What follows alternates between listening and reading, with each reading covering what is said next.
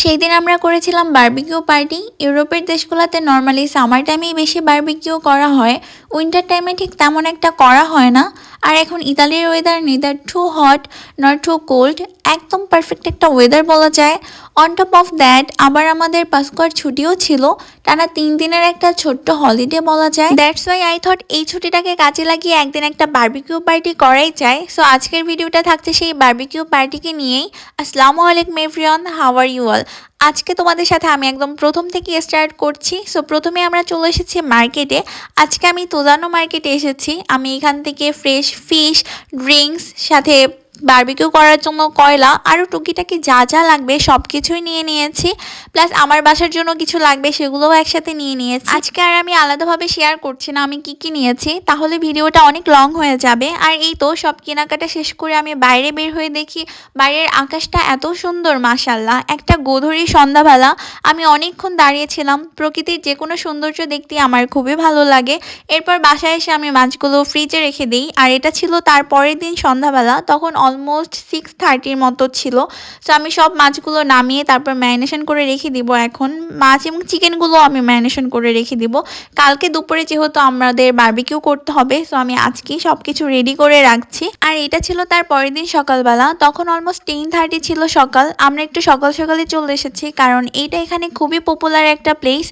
তো একটু আর্লি না আসলে আসলে এখানে স্পেস পাওয়াটা খুবই টাফ হয়ে যায়। আর এটা যেহেতু আমাদের বাসা থেকে খুবই কাছে, এজন্য আমরা আজকে এই প্লেসটাতেই সিলেক্ট করেছি বারবিকিউ করার জন্য। এই প্লেসটা যেমন বারবিকিউ করার জন্য পারফেক্ট, তেমন দেখতেও এই প্লেসটা অনেক সুন্দর। তোমরা চাইলে সারাদিন এখানে ঘুরতে পারবা। এই প্লেসটা এত সুন্দর, একদম পারফেক্ট একটা প্লেস বারবিকিউ করার জন্য। কেন জানি আমার কাছে বারবিকিউর সাথে নেচারটা অনেক বেশি ভালো লাগে। নেচারের মধ্যে বসে বারবিকিউ করার যে ফিলটা, এটা আসলে অন্য কোনো কিছুতে পাওয়া যাবে না।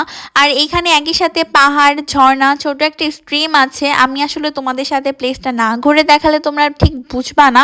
দেখো এখানে ছোট একটা স্ট্রিম আছে, পানিগুলো বয়ে যাচ্ছিল। আর পানিগুলো এত স্বচ্ছ ছিল, এত সুন্দর একটা প্লেস, জাস্ট অসাধারণ। আমরা এখানে অনেকক্ষণ বসেছিলাম, অনেকক্ষণ বসে সবাই গল্প করেছি, তারপর প্রকৃতিকে উপভোগ করেছি, যেটা আমার কাছে পার্সোনালি খুবই ভালো লাগে। দেন আমরা আবার টেবিলের কাছে ব্যাক করেছি, দেখলাম ওদের বারবিকিউ করা শেষ হয়ে গেছে প্রায়। তো বারবিকিউ সব ছেলেরা করছিল, আর আমরা মেয়েরা ওই সময়টা সবাই ঘোরাফেরা করছিলাম, গল্প করছিলাম। তারপর এসে দেখলাম ওদের বারবিকিউ প্রায় শেষ। তো বারবিকিউ শেষ হওয়ার পর আমরা সবাই আবার টেবিলটাকে সেট আপ করেছি সুন্দরভাবে। আর টেবিলটা এত সুন্দর লাগছিল দেখতে, পুরা নেচারের মধ্যে অনেক ভালো লাগছিল। তারপর আমি অনেক টেনশনে ছিলাম আসলে খাবারগুলো কেমন হয়, কারণ আমি যেহেতু সব ম্যারিনেশন করেছি, সো টেনশনটা আমার সবচেয়ে বেশি ছিল। অ্যান্ড সবাই খেয়ে বলেছে আলহামদুলিল্লাহ খুবই মজা হয়েছে। আর পার্সোনালি আমার কাছেও খুব ভালো লেগেছে। সো টেনশনটা মাথা থেকে গেছে, এটাই সবচেয়ে বড় কথা, যে সবকিছু ঠিকঠাক মতো হয়েছে। আর এই তো খাওয়া দাওয়া শেষ করে আমরা সবাই একসাথে ঘুরতে বের হয়েছি। আর এটা ছিল তার পাশে একটি ঝর্ণা। এই ঝর্ণাটা এত সুন্দর তোমরা দেখেই বুঝতে পারছো। আমি যতবারই আসি ততবারই ঝর্ণার পানিতে নামি, অ্যান্ড আমার কাছে ঝর্ণার পানিতে পা ভিজাতেও অনেক ভালো লাগে। ইভেন আজকে আমরা সবাই মিলে একসাথে ঝর্ণার পানিতে নেমেছি, পা ভিজিয়েছি, হেঁটেছি, অ্যান্ড অনেক মজা করেছি।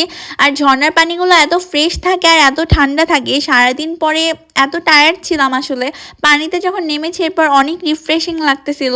আর এই তো সারাদিন এনজয় করার পর এখন আমরা বাসার দিকে রওনা হয়েছি। আর এটাই ছিল আজকে আমাদের সারাদিনের ছোটোখাটো একটি ভ্লগ। তোমাদের কাছে আজকের ভিডিওটি কেমন লাগলো সেটা জানাবা, অ্যান্ড ভালো লেগে থাকলে সেটাও জানাবা। Thanks for watching, by.